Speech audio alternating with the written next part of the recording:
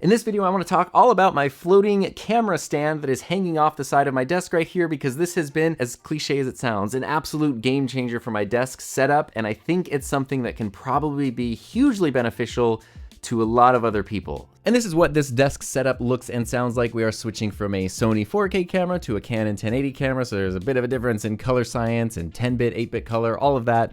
But in terms of usability, from my point of view, what I have right now is a microphone on an arm that's always here. I change out the mic all the time, but the arm stays the same. This is running through the Rodecaster Duo to give me my audio, and then the camera is on the camera stand. I'm looking into the Elgato prompter while I'm recording, and this is what I do when I stream or I do video calls or anything like that. And the benefit to it is I also then have both of my full computer monitors over here, so I can see, you know, streaming software, comments, emails, whatever I need. It can just be right here, and nothing feels cramped. Everything has plenty of space. Everything has room to breathe, including myself, and it just kind of works. It's a great setup. But this is really what I wanted to show and clarify is the key to this whole thing working and why it has worked so well for me and why I really recommend something that kind of does this is that the camera is not basically taking up any real estate or any airspace on the desk. In previous videos, I talked about using camera stands like these, which are really great. This is the iFootage Cobra. It's a very strong, sturdy little stand. You can put any kind of tripod head you want on here. And these are great on desks. They don't take up a ton of space. I've also done the ones that just clamp to the side and go straight over the desk. And those all work for different workflows. For me, the problem is all of those, even if they have a minimal footprint on the desk, they put the camera in airspace over the desk. And so that means that, especially in my case, having the Elgato prompter hanging off the front of it, that means that you're running out of space. And on this desk, this is a 6-foot long desk. That's pretty long, but with the computer and the monitors and then the camera on the side, I was like, really, everything was smushed together. I was running out of space. I couldn't position anything where I wanted it to be. Everything was slightly off. Couldn't get the camera angle I wanted, couldn't position my monitors where I needed them to be. And so something needed to change. And so that's where I put this together. And this is something that this basic design, you could do a whole bunch of different ways. At the core, it's a clamp that goes on the desk, some sort of very strong articulating arm, and some sort of tripod head. So the beefiness of this really depends on what kind of camera you're using. If you're using a small point and shoot camera, something really lightweight, you just need a webcam mounted somewhere, you can probably get by with way smaller, more lightweight pieces of gear. In my case, the main camera that's here is my Canon EOS R with a 35mm f2.0 lens on it and the Elgato prompter. So that is a full frame mirrorless camera with a full frame prime lens and then an accessory hanging off it. It's a pretty beefy camera setup.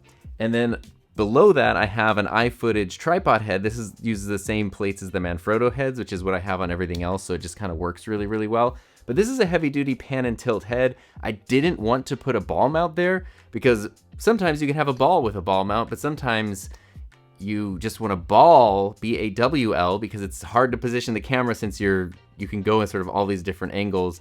This, once the camera is level, which I can do because of the articulating arm, I just want to be able to pan and tilt. I don't want to have to worry about constantly making it uneven. So this is an impact super clamp on the desk, and then attached to that is an impact pivot arm, very similar to a Manfrotto Magic Arm. Similar things under different names. I've had this arm for years. I bought it so long ago thinking it was gonna be so helpful because everyone says great things about these, and I could not find a good use for it. It's just like, I could not find anything where I was really benefiting from it. And then suddenly one day I had the idea of, what if I somehow position the camera off the desk?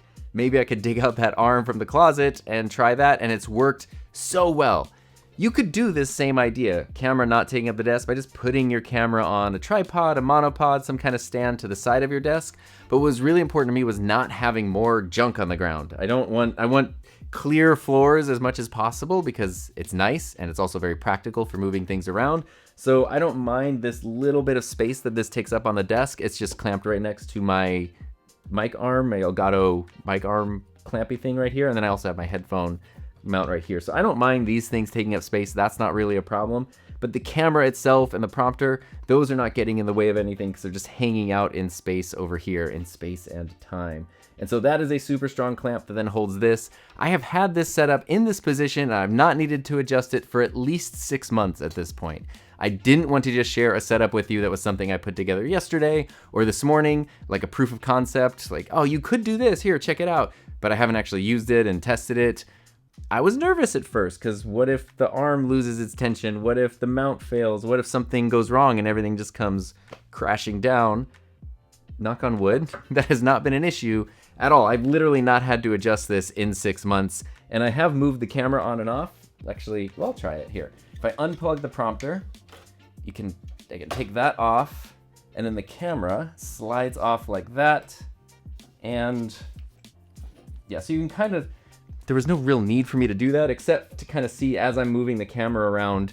I'm putting this on and off here, and it's not really going anywhere, but I have a dummy battery going into the camera, and then I also have the, in this case, it's a mini HDMI port here, and then I have the USB cable for the Elgato prompter, and those cables are all put together in this little sleeve right here that I did when I reorganized my desk. So the reason I used the EOS R for this is that it was the camera that I had available that I didn't need for anything else. All of my other cameras kind of serve multiple purposes, and so it's hard to have them locked down, and what I didn't want was a setup that I had to constantly set up. I move everything else. If you've watched any of my live streams, you know, like, nothing stays the same. My videos have slightly different setups in basically every single video, including this one. I like changing stuff around. Sometimes it's necessary to change stuff around.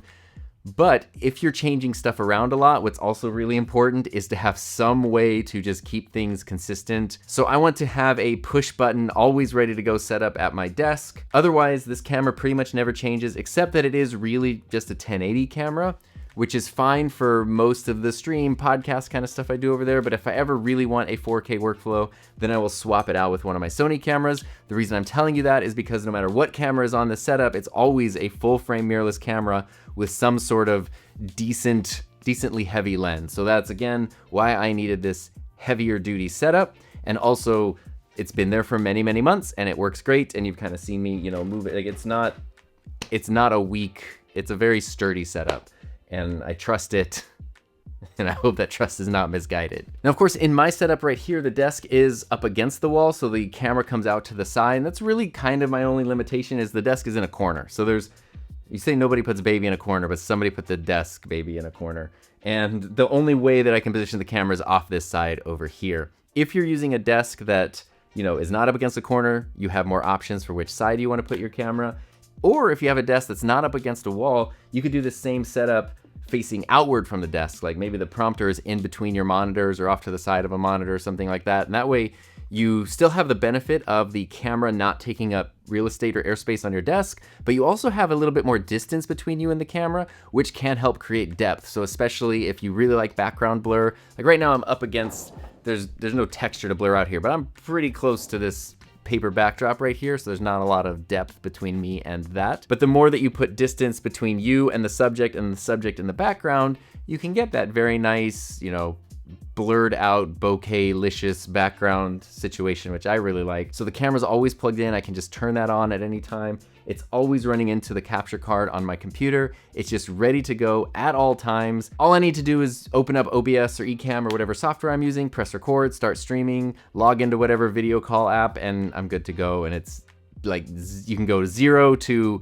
streaming in no time, and that is a really important part of this workflow. So we'll put links to everything I'm using just in case you want to like copy and paste this exact setup because you just want to get it done and not think about it anymore.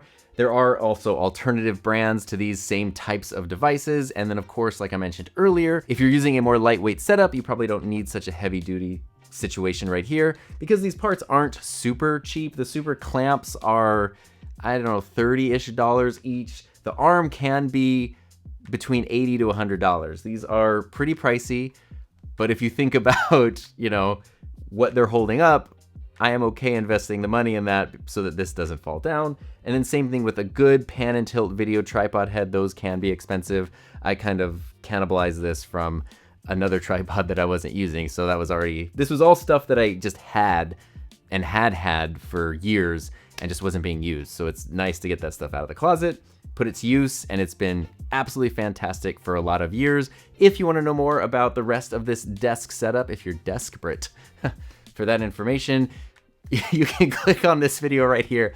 I don't know where I'm going with this, but thank you for watching.